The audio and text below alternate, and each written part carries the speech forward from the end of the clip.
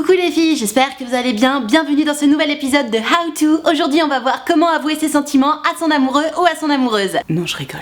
Salut YouTube, comment ça va? Je suis très contente de te retrouver pour cette vidéo qui est très importante, n'est-ce pas? Comment avouer ses sentiments à la personne qu'on aime? Comment avouer même seulement son attirance à son crush? Que ce soit ton ou ta meilleure amie ou qu'il s'agisse d'un ou d'une parfait inconnue, c'est ce que nous allons voir dans cette vidéo. C'est la raison pour laquelle je vous ai demandé à toutes et à tous sur Instagram de venir me raconter vos histoires de comment ça s'est passé quand toi t'as avoué tes sentiments à ton crush ou à ton amoureux ou à ton amoureuse. Est-ce que tu t'es fait envoyer sur les roses? Est-ce que ça s'est passé hyper bien, tellement bien que tu t'y attendais même pas? C'est donc ce que nous allons voir dans cette vidéo, mais d'abord, un petit avant-propos de Mamie Nadia parce que c'est toujours très important. C'est parti. Donc comme promis, commençons par un petit avant-propos parce que j'adore les avant-propos et que je sais que tu adores ça. Si tu as l'habitude de regarder mes vidéos, tu dois le savoir, mais j'ai une vraie théorie concernant le fait d'avouer ses sentiments. Très souvent sur cette chaîne YouTube, j'ai des histoires de gens qui me disent "Oh là là, je suis complètement à fond sur cette personne, mais je lui ai jamais parlé, j'ose pas lui avouer mes sentiments." Et très souvent, ma réponse type est "Tu fais bien de ne pas lui avouer tes sentiments parce que c'est trop creepy." Et alors là, je te vois venir à 1000 km, "Oh là là, mais Nad, t'es dur, arrête, dis pas des choses pareilles." Je m'explique. Imagine, toi, tu fais ta life tranquillement, tu vis avec tes copains, tes copines, tu fais ta vie, t'as ton petit crush en tête, bref, tu évolues tranquillement dans ce monde actuel, et là d'un coup, il y a un parfait inconnu ou une parfaite inconnue qui te tombe dessus et qui te dit "Alors voilà,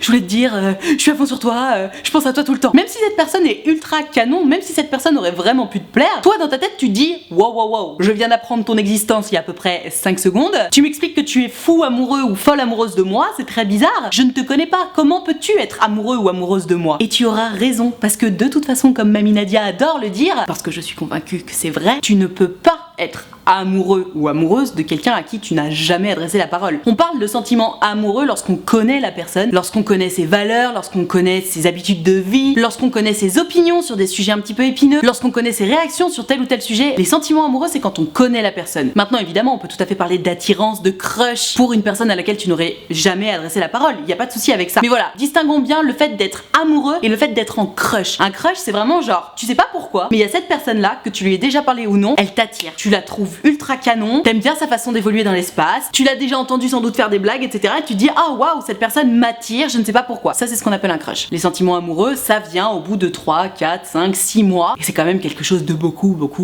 plus profond. Donc revenons-en à nos moutons, n'est-ce pas? Si tu es en crush sur quelqu'un à qui tu n'as encore jamais adressé la parole, ou alors que vraiment tu connais de très loin, évidemment ne lui tombe pas dessus en t'étant dit préalablement "Allez, aujourd'hui c'est le grand jour, je vais tout lui dire." Parce que tu vas forcément passer pour quelqu'un d'un peu fou. Comme je viens de te le démontrer, c'est très bizarre d'aller balancer comme ça son flot d'amour à quelqu'un qu'on ne connaît pas beaucoup. Et la personne en face n'est pas prête à le recevoir. C'est la raison pour laquelle il faut préparer le terrain. Et quoi de mieux pour préparer le terrain, et de toute façon pour préparer une éventuelle prochaine relation, puisque c'est ce qu'on espère, que d'essayer de se rapprocher un petit peu de la personne avant. Parce que pour en revenir encore à cet exemple de si jamais t'as encore jamais adressé vraiment la parole à cette personne-là, ou alors vraiment une ou deux fois sorti de nulle part, et que tu vas avouer tes sentiments à cette personne, il sera passé quoi? Toi tu seras sorti de ta zone de confort, donc ça t'aura coûté énormément, t'auras eu le palpitant à fond, t'auras été ultra stressé pour aller avouer tes sentiments à quelqu'un qui n'était pas prêt et qui donc va les rejeter. Entre nous, quitte à sortir de sa zone de confort, autant que ça serve à quelque chose, non? Donc le mode d'emploi est évidemment, avant de sortir de sa zone de confort pour aller avouer ses sentiments à la personne, il faut préparer le terrain. Et ça, que tu sois ami ou pas ami avec la personne. Je commence avec le sujet des crushs avec lesquels on n'est pas vraiment amis ou qu'on connaît pas vraiment, parce que celles et ceux qui ont déjà la chance d'être proches de leur crush, bah, ils ont déjà passé cette étape-là et on va y arriver, je te rassure. Donc si tu veux pouvoir préparer le terrain avec cette personne à laquelle tu n'as pas l'habitude de parler, et ben guess what, il va falloir sortir de ta zone de confort pour le coup, pour réussir à trouver un moyen de te rapprocher de cette personne-là. L'idée, vraiment, le goal,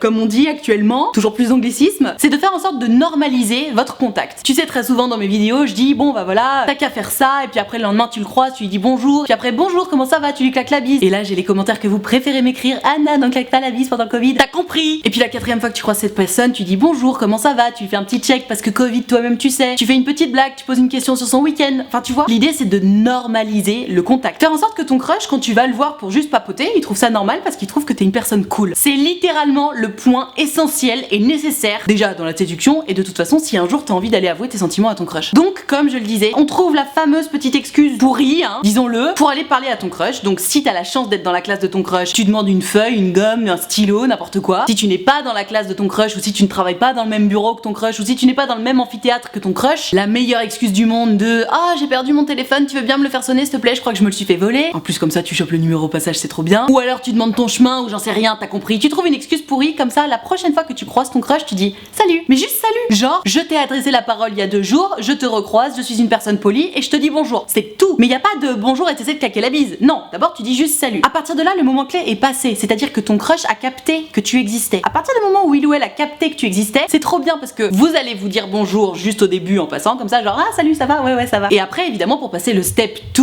idéalement il faudra faire ah salut, ça va alors, comment ça va, t'as passé ton week-end. Et après pour passer au step 2, idéalement il faudrait réussir à poser une petite question, faire une petite blague, etc. Et une fois que ce rapport est normalisé, comme on en parlait tout à l'heure, là peut-être que tu peux commencer à te rapprocher un peu de ton crush, devenir un petit peu pote avec, faire des soirées avec cette personne, etc. Parce que attention, je sais cette vidéo s'appelle Comment avouer ses sentiments. Il y a une règle d'or dans laquelle je crois profondément. Si tu souhaites sortir avec quelqu'un, tu n'es pas obligé de lui dire droit dans les yeux voilà, je suis fou amoureux ou folle amoureuse de toi, ou alors je suis ultra attirée par toi et j'ai trop envie de t'embrasser. Il me semble, mais bon tout le monde n'est pas d'accord avec ça, d'ailleurs n'hésite pas à dire toi quel team tu es, mais il me semble que c'est quand même un peu plus sexy de faire en sorte que le moment du premier bisou arrive, plutôt que de dire tu veux sortir avec moi, parce que tu vois, il y a un moment on n'est plus en CM2 et le tu veux sortir avec moi, bon, c'est toujours ultra gênant hein. Parce que même si la personne en face de toi a envie de sortir avec toi, répondre oui d'accord j'ai envie de sortir avec toi et après dire bon ok et se faire un bisou, bon ça casse la sexiness tu vois. Alors que si on fait en sorte que le moment où les deux visages se rapprochent tellement naturellement que hop le bisou arrive, c'est quand même plus sexy, c'est quand même plus romantique, c'est quand même vachement plus série américaine et on adore, voilà, on va pas se mentir. Mais bon, en admettant que tu veuilles absolument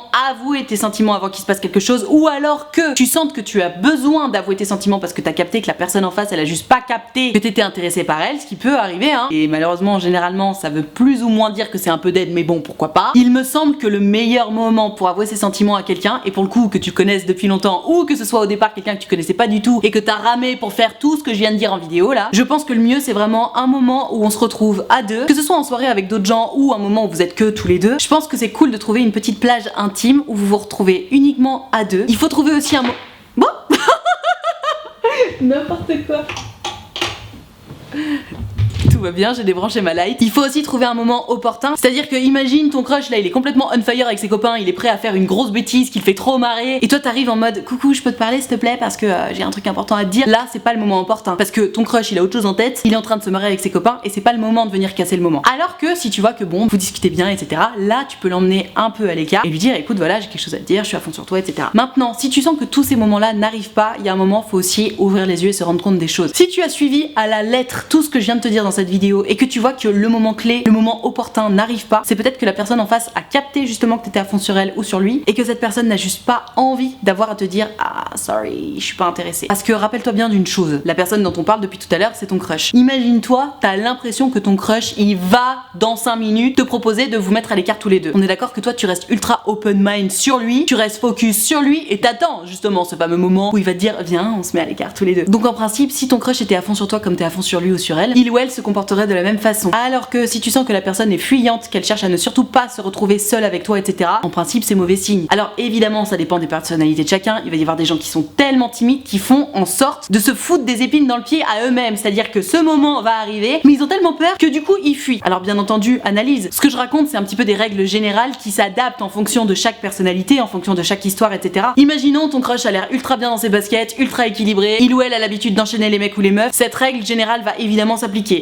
Alors que si ton crush c'est quelqu'un de très timide, très introverti, qui est sans doute encore jamais sorti avec qui que ce soit, peut-être que cette personne va avoir tendance à se saboter elle-même parce qu'il ou elle a peur, tu vois. Donc à méditer tout ça. Et bref, en conclusion pour moi, le mieux pour avouer ses sentiments, c'est d'abord d'être un minimum proche de son crush, faire en sorte que cette personne-là sache que tu existes, avoir un certain lien de complicité avec cette personne, avoir checké en amont si la personne en face t'envoie des signaux en retour, comme quoi elle est intéressée par toi ou pas. Parce qu'évidemment, si tu tentes du eye contact et que la personne n'en fait pas, si tu tentes de faire des petits guilis, des petits rapprochements tactiles et que la personne n'y répond pas, si t'envoies régulièrement des messages et que la personne te répond pas particulièrement, si elle a l'air de te fuir quand vous vous retrouvez que tous les deux, etc., bon, on peut dire que ce sont des signes négatifs et il faut ouvrir les yeux là-dessus. Même si ça fait mal parfois, il faut le voir. Et une fois que tous ces feux-là sont au vert, là tu peux y aller, là tu peux avouer tes sentiments. Encore une fois, il me semble que le mieux c'est quand même d'en arriver au bisou d'abord pour ensuite discuter de ça. Mais bon, ça chacun fait comme il veut. Cet avis-là m'est très personnel, donc à chacun son bon vouloir. C'est donc tout ce que j'avais à dire en avant-propos et je suis convaincue que tu as très envie de savoir comment les Gertrude et Alphonse ont avoué leurs sentiments à leur crush. Donc j'ai envie de te dire, bah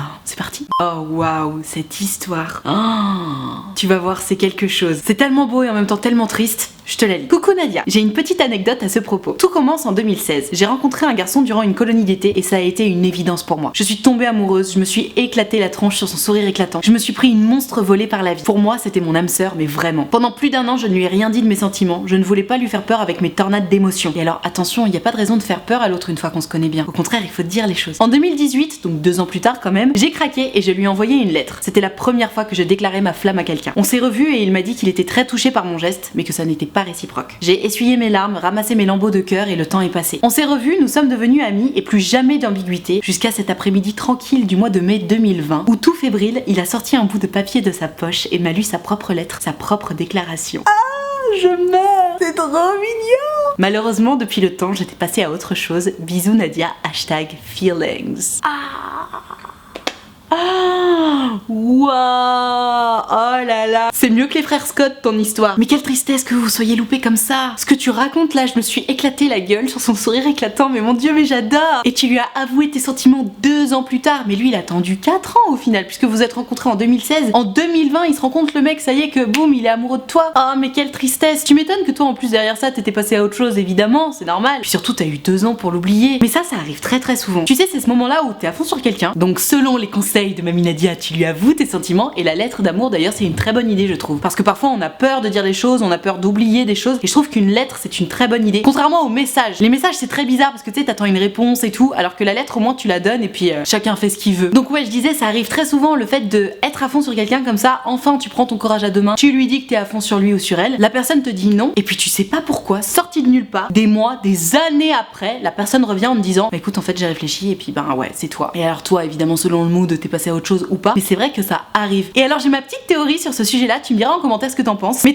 c'est comme si au moment où toi t'avouais tes sentiments, la personne en face bah elle était pas prête ou pas disponible ou elle y avait juste pas pensé, donc bon elle te dit non, toi tu ramasses ton petit cœur à la petite cuillère, et des années plus tard c'est comme si le schmilblick avait vraiment avancé dans la tête de l'autre, de déception amoureuse en déception amoureuse, comme si l'autre se disait à chaque fois et en même temps il y a elle et j'y pense, je lui ai dit non mais bon c'est vrai que j'y pense, c'est vrai qu'elle est toujours là, c'est vrai que finalement elle aurait été mieux que toutes les autres avec qui je suis sortie avant, et bam, là l'autre se dit oh mais en fait j'ai l'illumination, c'est toi, je veux être avec toi. Et malheureusement c'est vrai, parfois ça arrive trop tard. Mais alors ce genre d'histoire, quand l'autre se retourne et se dit ah bah finalement ok je suis d'accord, et que le premier est toujours d'accord, alors ça donne des histoires mais tellement belles et tellement fortes. Bah merci Gertrude d'avoir partagé cette histoire parce qu'elle a fait battre très fort mon petit cœur. On passe à l'histoire suivante. Aïe aïe aïe, Alphonse, je peux te dire qu'il a pas eu une bonne expérience, le pauvre. Je te lis son histoire. Hello Nad, une fois j'ai écrit un poème accompagné d'une rose que j'ai offert à une fille. C'était la première fois que je me déclarais. Le problème c'est qu'elle s'est énervée. What the fuck, pourquoi? Et sa copine s'est mise à rire comme un canard. Je ne sais pas pourquoi, mais ce fut la seule fois où je n'ai pas pu retenir mes larmes. Tu m'étonnes, quelle humiliation. Ce fut ma pire expérience amoureuse.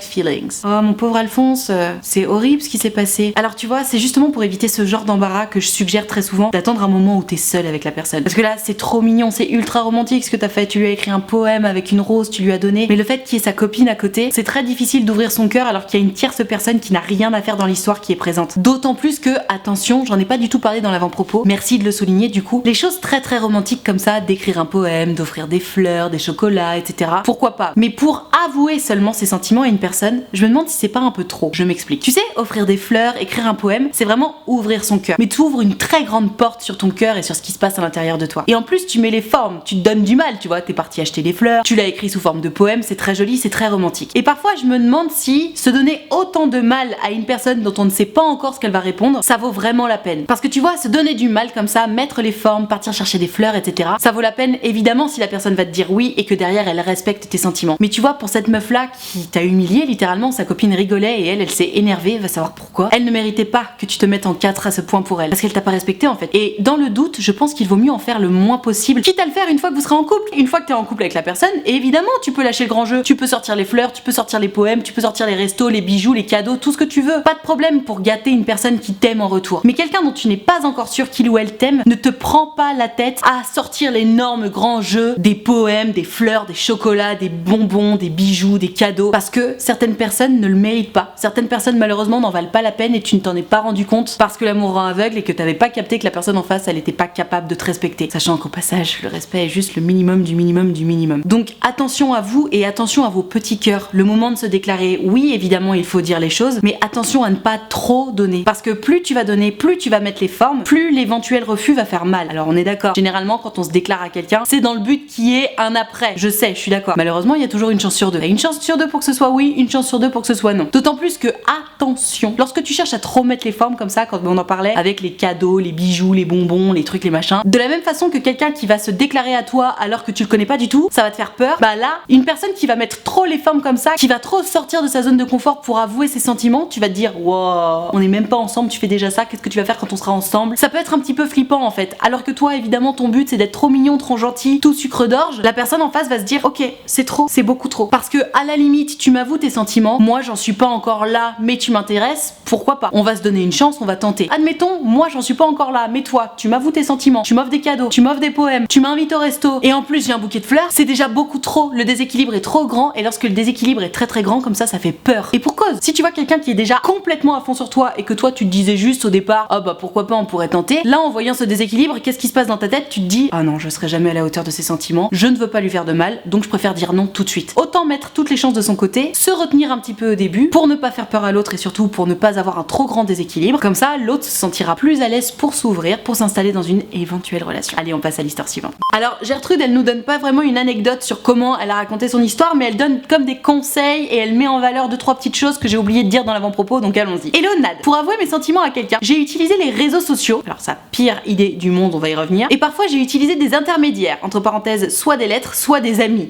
Pareil, hein, tierce personne, pire idée du monde, on va y revenir aussi. Mais parfois je trouve qu'une discussion sincère et explicative suffit. Je suis complètement d'accord. Je trouve qu'on ne peut pas passer pour une tarée tant qu'on parle avec le cœur, voilà, #feelings. Alors par rapport à ta dernière phrase, je suis complètement d'accord. À partir du moment où tu parles avec ton cœur, à partir du moment où c'est sincère ce que tu racontes, évidemment que tu vas pas passer pour un taré. Comme je le dis depuis le début de cette vidéo, c'est si le déséquilibre est trop grand, que tu passes un peu pour un fou, genre ça fait peur en face. Maintenant, revenons-en aux premiers éléments que tu as donnés, ma Gertrude, parce que je suis pas du tout d'accord. Avouer ses sentiments par réseau social interposé, je ne suis pas du tout d'accord. Déjà parce qu'il y a zéro romantisme, en plus parce que, imagine, toi tu avoues tes sentiments. T'as envoyé un message, puisque les réseaux sociaux ça veut dire envoyer des messages, hein. T'es comme ça, t'attends la réponse, t'attends la réponse, t'attends la réponse. Du coup, qu'est-ce qui se passe? Tu envoies ton message, t'es comme ça, t'attends 1 heure comme ça, 2 heures, 3 heures, 4 heures, et au bout d'un moment tu te dis mais putain, pourquoi il répond pas? C'est trop nul la vie, je regrette. Et tu te sens comme une merde, parce que tu attends une réponse. Et évidemment que t'attends une réponse, c'est normal, t'avoues tes sentiments. Si tu veux avouer tes sentiments et avoir une réponse immédiate, il faut le faire en vrai. Parce que par message, la personne en face, qu'elle soit intéressée ou pas, elle va vouloir prendre le temps de répondre. Elle va soit vouloir te dire ok moi aussi, mais elle va avoir envie et besoin de bien le formuler, donc potentiellement ça va prendre du temps. Soit la personne va vouloir te dire bah écoute non je suis désolée c'est pas réciproque, et pareil la personne va vouloir prendre du temps pour bien le formuler pour pas te rendre trop triste. Donc les réseaux sociaux interposés,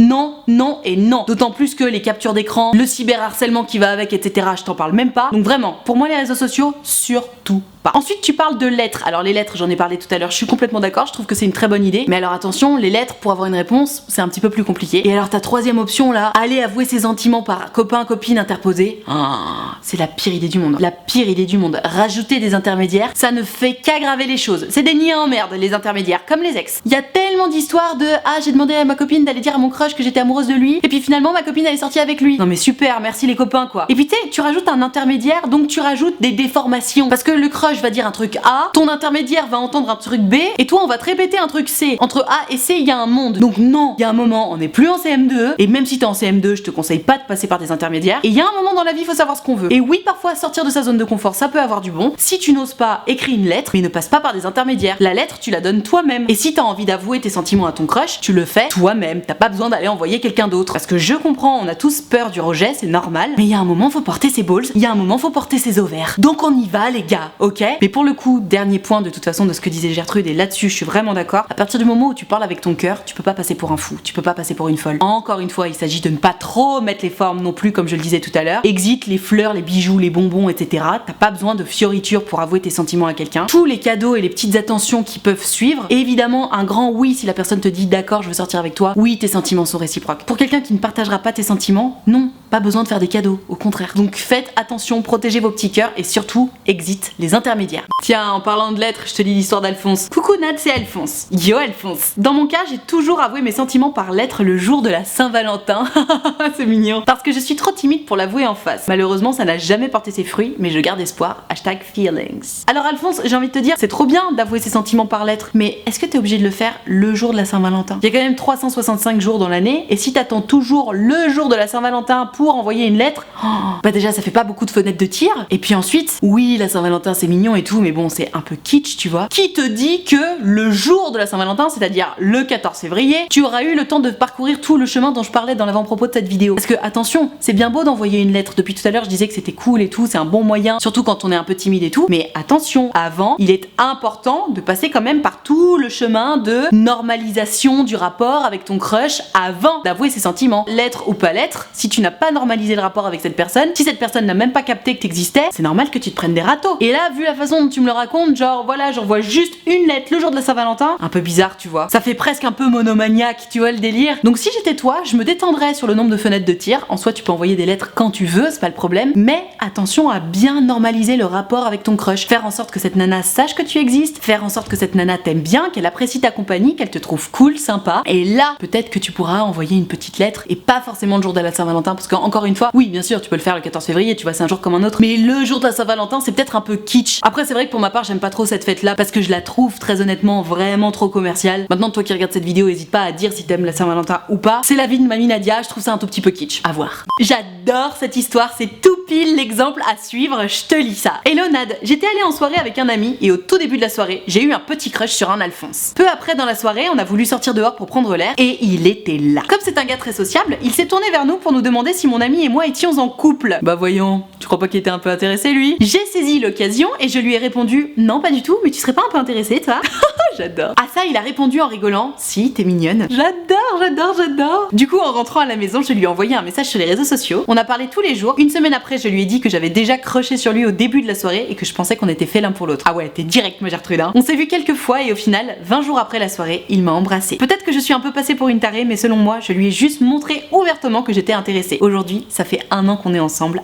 #feelings. Oh, j'adore. Oh mon dieu. Je vous jure, ça me remplit d'amour cette vidéo. Pourquoi j'en fais pas plus souvent des comme ça? Non mais Gertrude, t'as eu trop raison hein. T'as complètement adopté la technique de Mamie Nadia en soirée. Moi j'approuve complètement l'idée de dire clairement à la personne ouais tu me plais, ouais je suis intéressée, allons nous voir. Parce qu'au moins il n'y a pas d'ambiguïté sur le ah mais tu crois qu'elle m'intéresse, tu crois qu'elle m'intéresse pas, gna gna gna. Non, le mec s'il accepte de te revoir, il sait très bien que t'es intéressé et il sait très bien que t'es pas là pour jouer aux cartes. Et je trouve ça très bien parce qu'au moins on avance hop de façon parallèle, tu vois, on est d'accord, on sait très bien où on va, on prend notre temps mais on sait très bien où on va. Et franchement t'as trop raison ma Gertrude. Et d'ailleurs je vais te dire hein, t'es pas passé pour une tarée parce qu'en vrai le premier qui est venu vous parler pour te demander si t'étais en couple avec ton copain, et ben c'est lui. Donc au final c'est même lui qui a fait le premier pas. Mais derrière t'as vachement bien répondu Gertrude parce que t'as tout de suite saisi la perche en mode pourquoi t'es intéressée et t'as trop raison. Et tu vois au final ça fait 1 an que vous êtes ensemble donc félicitations. J'adore cette histoire, vraiment je la trouve trop cool. Et toi qui regardes cette vidéo, si tu fais partie des célibes en galère, CF les vidéos du lundi, n'hésite pas à suivre l'exemple de Gertrude, c'est une super idée. Il faut montrer clairement qu'on est intéressé par la personne, encore plus si tu rencontres la personne en contexte de soirée. Tu sais les gens sont très ouverts d'esprit à ce moment là parce que très souvent en soirée soit t'es là avec ton mec ou ta meuf, soit t'es là pour pécho, soit t'es en rupture et t'as besoin de penser à autre chose, ça arrive aussi. Mais bref t'as compris, donc franchement bravo ma Gertrude. Et non évidemment t'es pas passé pour une tarée, la preuve